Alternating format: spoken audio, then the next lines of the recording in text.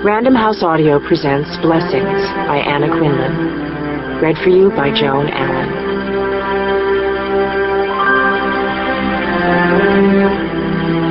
There will be stars over the place forever, though the house we loved and the street we loved are lost. Every time the earth circles her orbit, on the night the autumn equinox is crossed, two stars we knew, poised on the peak of midnight, will reach their zenith. Stillness will be deep. There will be stars over the place forever. There will be stars forever while we sleep. Sarah Teasdale.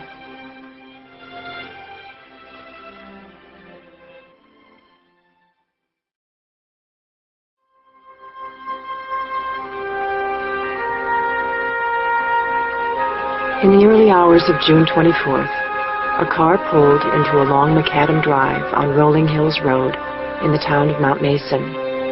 The driver cut the engine so that as the car rolled down the drive and into the oval turnaround between the back of the big white clapboard house and the garage, it made only a soft swishing sound, like the whisper of summer rain, those first few moments after the dirty gray storm clouds open. There were deer in the fields that surrounded the house, cropping the ryegrass with their spotted fawns at their flanks. But the fields stretched so far from the drive on either side, and the deer kept so close to the tree line, that the does did not even raise their divot heads from the ground as the car slid past, although one or two stopped chewing, and the smallest of the babies edged toward their mothers, stepping delicately sideways on point on their small hooves. "I don't feel that good," said the young woman in the passenger seat, her hair veiling her face. The moonlight, slipping at an oblique angle through the windows and the windshield of the car, picked out what there was of her to be seen. A suggestion of the whites of her eyes between the curtains of her hair, the beads of sweat on her arched upper lip, the silver chain around her neck, the chipped maroon polish on her nails. A jigsaw puzzle of a girl, half the pieces not visible. She was turned away from the driver, turned toward the door as though she were a prisoner in the car and at any moment might pull the door handle and tumble out. The fingers of one hand played with her full bottom lip as she stared at the black shadows of the trees on the rough silver of the lawns, silhouettes cut from construction paper. At the edge of the drive, halfway down it, was a small sign, black on white. "Blessings," it said. Blessings was one of those few places that visitors always found on their return even more pleasing than the pleasant memories they had of it.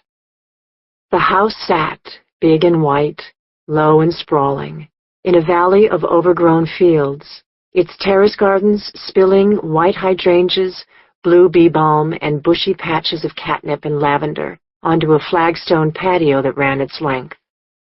The land surrounding it was flat and rich for a long ways, to the end of the drive, and then the stony mountains rose around as though to protect it, a great, God-sized berm spiky with pine trees. The house had a squat and stolid quality, as though it had lain down to rest in the valley and grown middle-aged. Ill-advised additions had been made, according to the fashion of the times. A den paneled in rustic pine, a long-screened porch, some dormers scattered above the horizontal roofline like eyes peering down the drive. The weeping willows at one end of the pond dipped low, but the cedars at the other were too tall and rangy for grace, and there had been sporadic talk of cutting them down, almost from the day they were planted.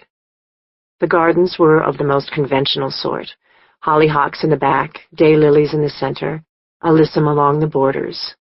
Wild rhododendrons grew in the shade wherever a stream sprang from the ground, to spill down the hillside and into the big pond, a lake almost, that lay along one side of the house. None of it amounted to much on its own. But taken all together, it was something almost perfect, the sort of place that from the road, which was how these two had first seen it, promised plenty without pretense, ease without arrogance.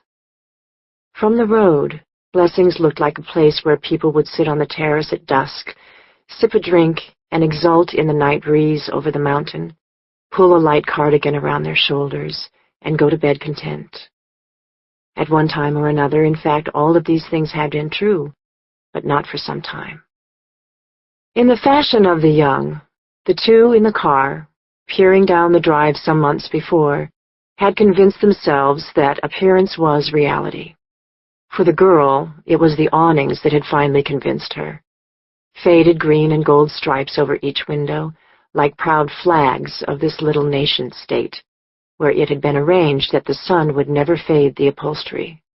That and a small boat to one side of the pond, in which it was not only possible but indubitable that children could sit safely, row handily, put out a fishing line.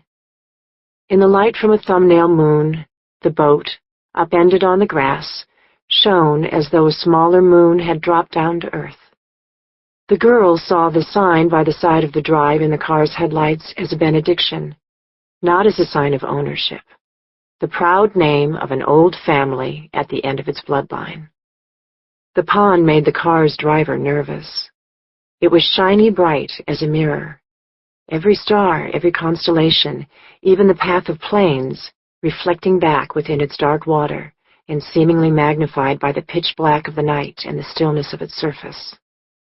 Frogs called from its banks, and as the car rolled silently into the circular driveway turnaround, a fish jumped and left circles on the surface of the water. At the same moment, the car tripped the automatic light at the corner of the house's long porch, and it lit up the drive and the water and the bats that flew crazy eights in search of mosquitoes. The light caught the car itself squarely, so that the two people in the front seat, a boy and girl, each poised between the raw, uncertain beauty of adolescence and the duller, settled contours of adulthood, were illuminated momentarily, as though by the flash from a camera.